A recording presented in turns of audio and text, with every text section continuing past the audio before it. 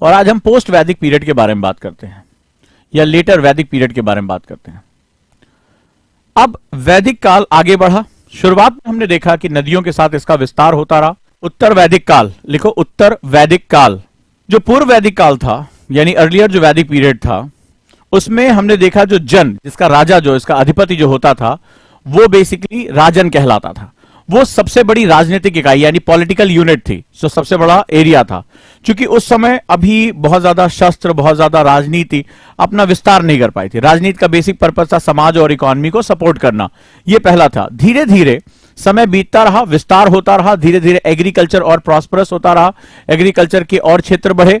धीरे धीरे जो है वो इन आर्यों ने बाकी बड़े हिस्से में, काफी बड़े हिस्से में अपना विस्तार करना प्रारंभ कर दिया। काफी बड़े हिस्से में अपना विस्तार करना प्रारंभ कर दिया।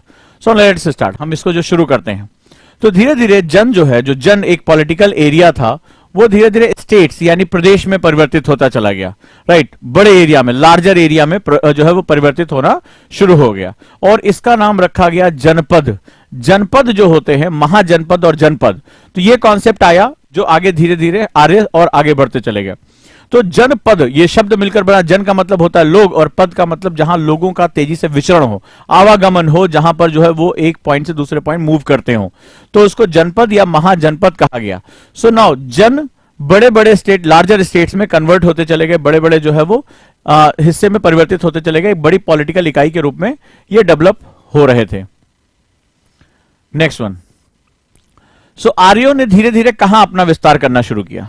सो आर्यन एरियाज में ये अब जो है वो सरस्वती के और नीचे होते हुए ये धीरे धीरे इन्होंने जो अपना एरिया है वो ईस्टर्न साइड में बढ़ाना शुरू कर दिया, यानी पूर्व हिस्से में बढ़ाना शुरू किया, जिसमें कुरु, हस्तिनापुर, इंद्रप्रस्थ, अहिक्षत्र, पांचाल, कापिल्य, कौशल, कौशांबी, काशी, विदेह, अंग, मगध, आगे चलकर ये महाजनपद और बड़े जब हुए प्रदेश यानी स्टेट्स, तो ये महाजनपद में कन्वर्ट होते चले गए। राइट, तो अब इस कंडीशन में इसका धीरे धीरे विस्तार जो है वो नदियों के क्षेत्र में फैलता चला गया। जो आर्य थे, इनका एरिया क्या था, इनके विस्तार का, आर्य लोगों का विस्तार कैसे हुआ, that is area, that is area, क्षेत्र क्या रहा। ठीक है, तो LWMI नोट्स हम शॉर्टर फॉर्म में बनाते हैं। So they control the land between Ganga, Yamuna and other perennial river. Perennial river क्या होती हैं? भूगोल कहता है कि हमारे यहां दो तरह का नदी तंत्र होता है। Under the geography, in the geography there are two type of river system, one is perennial and second is peninsular river. Perennial river वो होती हैं जो सदा नीरा होती हैं, जिसमें हमेशा पानी आता है, और हमेशा पानी के लिए फॉर ऑल वेदर वाटर जो है उसका सोर्स ग्लेशियर होना चाहिए, यानी वो हिमालयन रिवर जो होती हैं उनको पेरेनियल रिवर कहा जाता है। सोर्स जो है वो थ्रू आउट ईयर अवेलेबल रहता है, जबकि जो पेनिनसुलर रिवर है उनके पास सोर्स ऑफ वाटर जो है थ्रू आउट ईयर अवेलेबल नहीं होता है। Right, so control the land between the Ganga, Yamuna and other perennial river. तो आर्यों ने धीरे धीरे करके, लिखो, आर्यों ने धीरे धीरे गंगा, यमुना तथा अन्य सदा नीरा नदियों, गंगा, यमुना तथा अन्य सदा नीरा नदियों के मध्य का स्थान, अन्य सदा नीरा नदियों का स्थान के बीच का स्थान अपने नियंत्रण में ले लिया। कैन यू डिफाइन मी? आगे बढ़ने से पहले अगर मैं तुमसे पूछूं, अगर मेरी अभी तक का कॉन्सेप्ट आपको समझ में आया, और कॉन्सेप्ट पढ़ाना मेरा एक जो तरीका है, यही क्षेत्र क्यों, why this particular area, civilisation के विस्तार में आगे चलकर तुम देखोगे, जो भी हमने मैप देखा कि मोस्ट ऑफ द महाजनपदास जो थे वो इसी एरिया में क्यों, why? Can you define me? क्या आप मेरे साथ एक कम्युनिकेशन कर सकते हैं? सदा नीरा मीन्स जिसमें नीर का मतलब होता है पानी, सदा का मतलब होता है सदा, that is a perennial river, जिसमें हमेशा जल बना रहता है। ठीक है, यानी वो ग्लेशियर से सोर्स रिसीव करती हैं, तो ग्लेशियर्स लगातार पिघलते रहते हैं। ग्लेशियर्स क्या होता है? ट्रैप्ड वाटर होते हैं, एक जमा हुआ जल होता है जो धीरे धीरे रिलीज होता है। जो मैंने कॉन्सेप्ट बताया था, soil is the base of agriculture, agriculture is the base of society, society is base of economical and political system. तो बहुत अच्छा, वो जो मैंने पहली क्लास में आपको एक लिंक बताया था, आप वो लिंक कंटिन्यू कर दो कि मृदा जो है यानी मिट्टी जो होती है, अब ये नदियां क्या कर रही हैं, ये गंगा, यमुना, गंगा भारत की, उत्तर भारत की सबसे बड़ी नदियों में से एक, सबसे बड़ी नदी है जो अपने साथ ढेर सारा जलोढ़ यानी एलुवियल सॉइल लेकर आ रही है, गंगा लेकर आ रही है। और अन्य सदा नीरा नदियां जो ग्लेशियर से पानी ले रही हैं, वो लगातार क्या कर रही है, एलुवियल सॉइल बिछा रही है। Fertile soil is the base of the good agriculture, agriculture is the base of a prospect society, society आकार बढ़ता है, जनसंख्या बढ़ती है, समाज का आकार बढ़ता है, उसमें हायरार्कीज होती हैं, हायरार्की से क्या होता है, इकोनॉमी और सोसाइटी जो है पॉलिटिकल सिस्टम डेवलप होता है। कितना बढ़िया लिंक है इसका आपके साथ।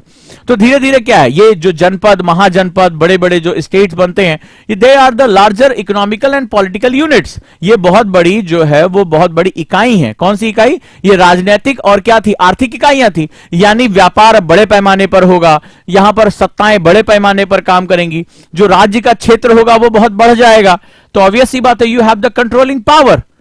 सो यही क्यों, नीचे की तरफ क्यों नहीं? Just because of the basic fundamental is the moisture, the fertility of the soil, जो बेसिक फंडामेंटल लेकर जा रहे हैं, राइट। तो ये बहुत इंपॉर्टेंट। अब देखिए आपने कितने खूबसूरती से कॉन्सेप्ट पकड़ लिया, यही सबसे खास बात है। आप देखो तो ये जो एरिया रहा, ये बेसिकली अब क्या होगा, when the people gather to, एक साथ समाज के रूप में, सोसाइटी के रूप में वो गैदरिंग करते हैं, so they have some rules and regulations. वो क्या होता है, समाज को चलाने के लिए नियम बनाए जाते हैं। They have economical system, political system, cultural system. धीरे धीरे समाज में ये तंत्र डेवलप हो जाते हैं, and that is known as civilisation, right. वो उसको क्या बोलते हैं हम लोग, सभ्यताओं का विकास कहते हैं, उसको सभ्यताएं कहते हैं। When you have housing planning, जो है हाउस आपके पास है, मकान है, सेटलमेंट है आपके पास, वेल स्ट्रक्चर इकोनॉमी है, एग्रीकल्चर है, you have a livelihood opportunity, आपके पास आजीविका की सुविधा है। So that means you are civilise now, ठीक है, सिविलाइज हो गए। तो देखो, तो सेंटर ऑफ सिविलाइजेशन यहीं पर रहा उनका। दिस इज नोन एज, लिखो, centre of civilisation of Aryans, आर्यों की सभ्यता का केंद्र, आर्यों की सभ्यता का केंद्र क्या था, उसको मध्य देश कहा गया, not Madhya Pradesh, that is a Madhya Desh.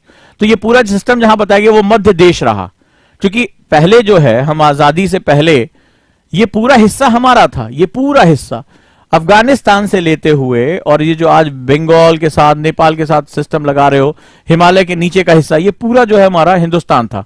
तो उसके हिसाब से, आज के हिसाब से तो हमारी बाउंड्री यहां से चली जाती है, लेकिन उसके हिसाब से ये मध्य देश था, जहां पर हमारा फर्टाइल सॉइल था, जहां पर हमारी सबसे उपजाऊ भूमि थी, और ये पेरेनियल रिवर यानी सदा नीरा नदियों के द्वारा सिंचित भूमि थी। यहां पर मॉइस्चर था, यहां पर नई मिट्टी थी, यहां पर जो है वो पशु व्यवस्था, यहां पर जो है वो वनस्पतियां, हर चीज थी यहां पर, और मौसम भी यहां पर अपना अच्छा, क्लाइमेटिक सिस्टम भी यहां पर बहुत अच्छा बना रहता था, राइट। तो ये that is a very important segment, clear.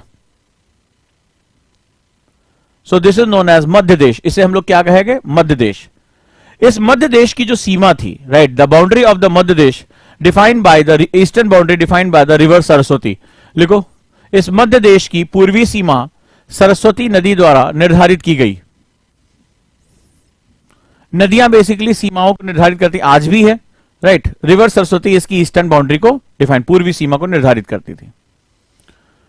इस दौरान आर्यों ने कुछ नई चीजें सीख ली। नॉलेज ऑफ आयरन, लिखो, इन्हें लोहे का ज्ञान हो चुका था, बट हम ये नहीं कह सकते, हमें पास ऐसा कोई प्रमाण नहीं है कि इनके पास जो है वो कुछ ऐसा रहा कि इन्होंने मेटलर्जी यानी धातु विज्ञान सीख लिया, यानी धातुओं को गलाना, उसमें कुछ केमिकल कंपोजिशन चेंज करना, और रस्टलेस यानी उसमें जो है वो जंग ना लगे, ऐसे जो है वो लोहे के चीजों को बना सकना, ऐसा ज्ञान इनके पास नहीं था। सो नॉलेज ऑफ आयरन यानी लोहे का ज्ञान हो चुका था, लेकिन तीर बनाने, शिकार करने के लिए इस्तेमाल करना, for the hunting, arrow head के लिए यूज करते थे, बस इसके लिए ही लोहे का इस्तेमाल ये कर पाते थे। बट मेटलर्जी अभी डेवलप नहीं हो पाई थी, यानी कि जो लोहे का ज्ञान था, जो गलाने का ज्ञान था, वो जो है यहां पर अभी ये डेवलप बहुत अच्छी तरीके से नहीं कर पाए थे, राइट। एग्रीकल्चर कैसा था, कृषि, तो गेहूं, जौ, ये जो बेसिक फसलें थी केवल यही उगा पाते थे।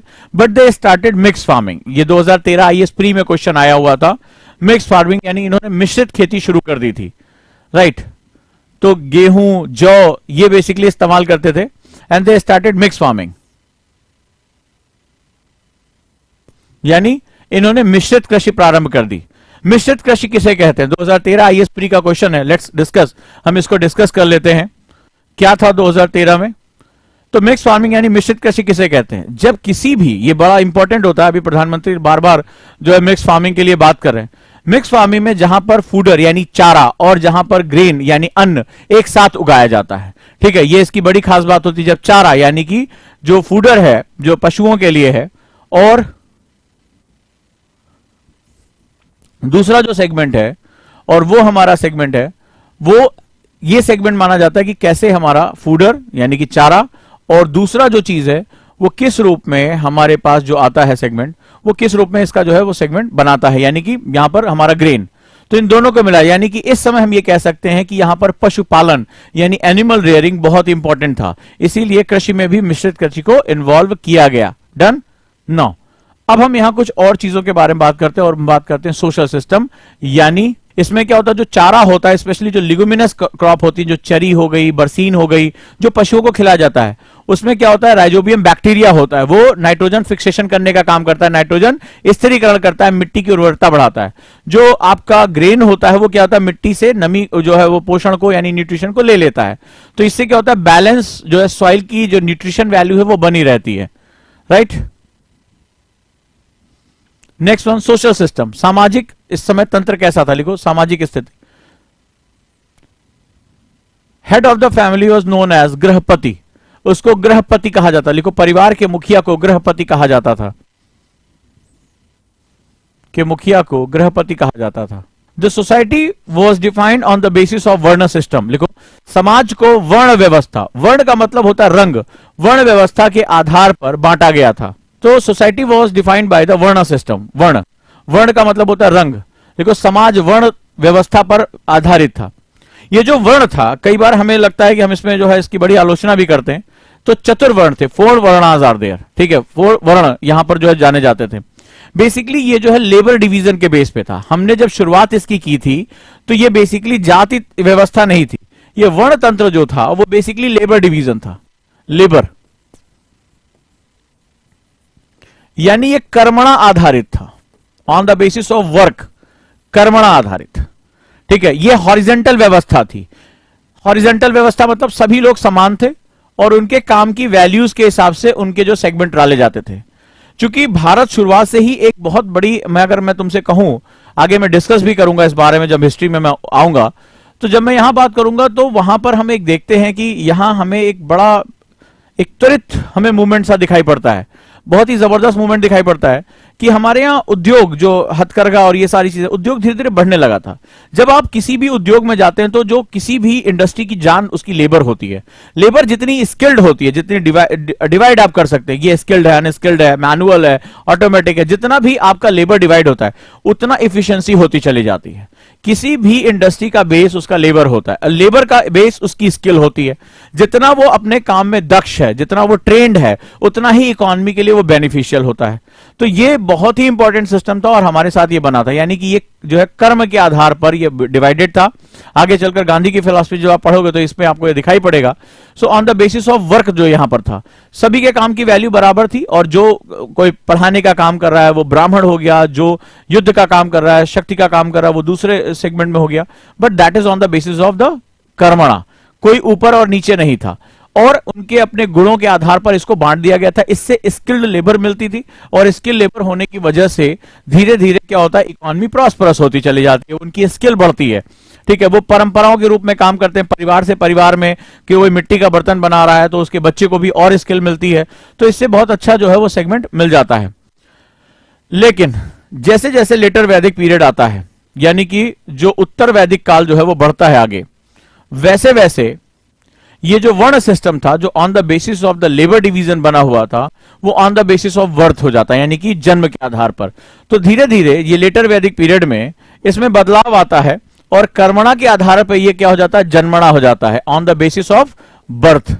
ये बर्थ के आधार पर हो जाता है कि जो जिस परिवार में पैदा होगा वो उसको उसी पहचान के साथ जाना जाता है। इससे पहले वाले में आप लेबर के बेस पे आप कहीं भी आ जा सकते थे, और ये जो on the basis of the birth हुआ, इसको हम लोग कास्ट सिस्टम के नाम पे आप जानते हैं, इसको जाति व्यवस्था के रूप में जानते हैं। तो जो हॉरिजेंटल व्यवस्था थी वो वर्टिकल व्यवस्था में परिवर्तित हो गई। ये हो गया आपका हायरार्कीज, यानी कि इसमें एक ग्रुप जो ब्राह्मण कहलाया, क्षत्रिय, वैश्य, शूद्र, इस तरह से ये हॉरिजेंटल हो गया, और जाति व्यवस्था में ऊपर से लेकर नीचे तक सप्रेशन यानी दबाव, दबाने की जो प्रवृत्ति है वो इसमें आने लगी। तो on the basis of birth हो गया, यानी कि इसको क्या बोलेंगे, जन्मना आधारित। ये बहुत ही पैराडॉक्सियल हो गया, बहुत ही जड़वत हो गया। और यहां पर जो जाति व्यवस्था, अब देखिए वर्ण व्यवस्था को किसमें कन्वर्ट कर दिया गया, जाति व्यवस्था में कन्वर्ट हुआ, और यहां पर ब्राह्मण, क्षत्रिय, वैश्य और शूद्र, ये 4 भागों में बांट दिया गया, जिसमें सर्वोच्च जो स्थान दिया गया वो ब्राह्मण को दिया गया, ठीक है। इन्होंने चाहे वो जैसा भी किसी भी रूप में रहा हो, लिटरेचर है, विवाद का विषय है। तो यहां पर जो है वो 4 व्यवस्थाओं में इसको बांट दिया गया। तो ये हो गया जन्मनाधारित, मतलब इसका पुत्र ब्राह्मण का पुत्र ब्राह्मण, क्षत्रिय का पुत्र क्षत्रिय, इसी रूप में ये जाना गया। यहां पर कोई भी individual on the not the basis of the, ये जो है वो कर्म के आधार पर ये बटा नहीं। ठीक है, तो ये क्या हुआ, धीरे धीरे अब इनमें जड़वत्ता आ गई। जड़वत्ता आने के साथ इनमें डिवीजन बढ़ता चला गया, ये बहुत ही जो है वो ऑर्थोडॉक्स होते चले गए, और जातीय संघर्ष, भारत में जो जाति विभाजन है वो बढ़ना शुरू हो गए। और आज भी हम ये देखते हैं कि ये खासतौर पर जो मेजोरिटी जो रिलीजन है, हिंदू धर्म, उसमें ये जो जाति व्यवस्था है ये बहुत जड़वत पाई जाती है, बहुत ही जगड़न के साथ पाई जाती है। और वहां पर जो होता है वो कास्ट, जो हम लोग कहते हैं स्ट्रगल, हमें यानी जातीय संघर्ष भी हमें दिखाई पड़ते हैं। तो इस रूप में ये धीरे धीरे आ गया था, लेकिन हालांकि उस समय ये उतना जड़वत नहीं था जितना जड़वत हमें आज दिखाई पड़ता है। तो वहां पर भी जो है वो पालन किया जाता था, बट लेबर डिवीजन का कॉन्सेप्ट जो है धीरे धीरे आगे चलकर चेंज होने लगा। Right, so this is the segment. वैश्य जो व्यापार करते थे, ठीक है, वैश्य जो व्यापार के लिए जाने जाते थे, ब्राह्मण, क्षत्रिय, वैश्य एंड शूद्र। अदनान ने पूछा है मोहम्मद साहब ने कि is that time when Aryan were prevalent at the Madhya Desh there were any other civilization in the southern part of India. देखो, अभी मैपिंग में ये सवाल का जवाब देना मुश्किल रहेगा। क्यों? क्योंकि तुम्हें ये समझना पड़ेगा तुम हिस्ट्री किसकी पढ़ रहे हो। तुम वेस्टर्न हिस्ट्री पढ़ रहे हो या तुम अपनी खुद की हिस्ट्री पढ़ रहे हो। जब तुम जानोगे आगे चलकर कि हम ज्यादातर वेस्टर्न हिस्ट्री पढ़ते हैं, जो हमें अंग्रेज बताते हैं, हम उसी हिस्ट्री को, और उनकी थ्योरी के हिसाब से आर्यन बाहर से आए थे, इन्वेडर्स थे, और द्रविडियन जो साउथ इंडिया तुम कह रहे हो वो यहाँ के मूल निवासी थे। और आगे चलकर ये हुआ कि आर्यन ने जो गोरे से दिखते थे बिकॉज वो यूरोपियन कंट्री से आए थे, और जो यहाँ के अश्वेत लोग थे, काले दिखने वाले लोग, डार्क कलर डार्क स्किन के लोग थे, उनको दास बना लिया। ये भी थ्योरी हमारे सामने आती है। बट इतिहास को जब अभी चूंकि हम मैप पढ़ रहे हैं तो अभी इतिहास का पर्सपेक्टिव नहीं बताऊंगा। जब मेरे साथ इतिहास में आओगे तब तुम्हें पता चलेगा हिस्ट्री एक पर्सपेक्टिव होता है, हमारा देखने का नजरिया क्या है। इतिहास कभी भी जो है वो एक निश्चित नहीं हो सकता। आप किस रूप में इतिहास को देख रहे हो ये बहुत डिपेंडेंट होता है। Right, good. So this is the factor how we studied the post Vedic later Vedic period. तो हमने इस तरह से मैप किया, मैप में देखा। सो वर्ण ऑन द बेसिस ऑफ कर्मणा। देखो, किसी भी जब मेरे साथ इकोनॉमी पढ़ोगे तो अभी बहुत सी चीजें मेरे साथ जाननी है। अभी तो सिर्फ तुम्हें एक बेसिक पिक्चर बता रहा हूं, जब इसके बेस में पहुंचूंगा तब तुम्हें समझ में आएगा। तो वहां तुम्हें समझ में आएगा कि ये basically on the basis of the कर्म होता है। ठीक है, हम लेबर को इनहेंस करते हैं लेबर के बेस में। Everybody is labour in the economy. अर्थव्यवस्था में सभी कोई लेबर है। मैं भी एक लेबर हूं, आप भी एक लेबर हो, आगे चलकर आईएएस भी एक लेबर ही है, शिक्षक भी अपना क्या कर रहा है, वो हम श्रमिक हैं, हम अपनी सेवाएं दे रहे हैं। तो बेसिकली यहां पर क्या होता है कि जब आप बांटते हो तो लेबर स्किल्ड होता है, वो काम को बार बार करता है, सपोज दैट। और ये इसका बेस है वो 3 गुण, इंसान के अंदर 3 गुण होते हैं, रजो, तमो और जो सत्गुण। अब आप ही ने देखा होगा, जैसे क्लास में मैं इसके बारे में बहुत डिस्कस कर चुका, करूंगा भी आप लोगों से, कि भाई एक ही परिवार में 2 भाई हैं, ठीक है, तो उसमें क्या होता है कि भाई एक भाई का पढ़ने में बड़ा मन लग रहा है, लेकिन तुमने देखा होगा दूसरा भाई पढ़ने में मन नहीं, वो प्रॉपर्टी डीलिंग का काम करता है। एक ही पिता की संतान, एक ही परिवार में रहे, आपके घर में भी ये हुआ होगा ऐसा। तो 2 लोगों का कैरेक्टर अलग अलग होता है। भाई माता पिता ने ऐसा थोड़े नहीं कहा होगा एक को संस्कार दिए, एक को नहीं दिए। मेरे ही परिवार में जैसे मैं हूं तो मुझे पढ़ने लिखने का बड़ा शौक है, सोचने का, लेकिन भाई को वो पबजी खेलने का बड़ा शौक है, उसको वीडियो गेम मुझे बिल्कुल नहीं पसंद है। तो अब ऐसी कंडीशन में क्या होता है कि 2 लोगों का जो कैरेक्टर होता है, 2 लोगों की जो सोच होती है वो अलग हो जाती है। सो हमारे जो कुछ प्रॉपर्टीज होती है, हमारी गुण जो होती है, हमारा एटमॉस्फेयर जो होता है वो हमें प्रेरित करता है। ठीक है, दीवार पिक्चर में तुमने देखा एक भाई पुलिस वाला बन जाता है, दूसरा वाला जो है वो क्रिमिनल बन जाता है। तो ये हर जगह होता है। सो कैसे एक ही माता पिता की संतान, एक ही परिवेश में रहने के बावजूद, एक ही तरह के संस्कार मिलने के बावजूद 2 लोगों की प्रवृत्तियों में अंतर होता है, जहां नेचर्स में डिफरेंसेस होते हैं। सो ये हमने बहुत पहले पहचान लिया था। हमने कहा था इसी बेसिस पे हम लेबर डिवीजन करेंगे। Your orientation is very important. Suppose that आप में से किसी स्टूडेंट का पढ़ने में मन नहीं लग रहा, अब मार पीट कर पिताजी ने बेटा बट पढ़ना पड़ेगा, बट अब जबरदस्ती वो बैठा, तो क्या वो कभी अच्छा स्टूडेंट बन पाएगा?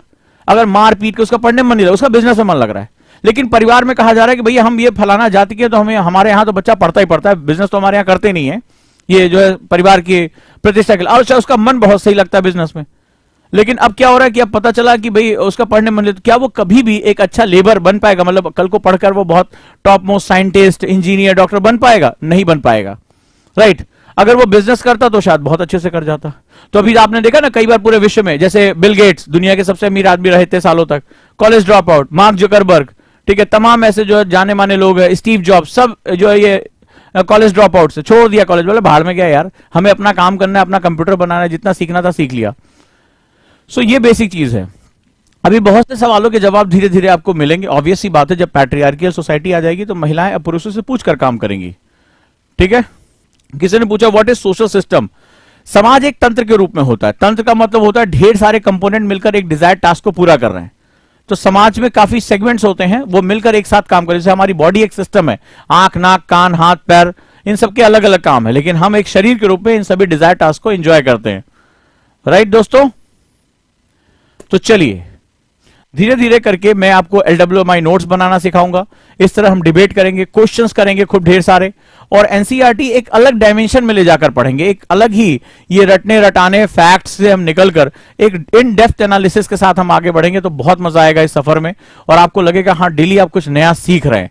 प्रश्नों को लिखिए, आप परेशान ना होइए, ये प्रश्न आप पूछ के हटिए मत, इनको डायरी में लिख लीजिए। जैसे जैसे क्लासेस आगे बढ़ेंगी इनके सवालों के जवाब आपको मिलना शुरू हो जाएंगे।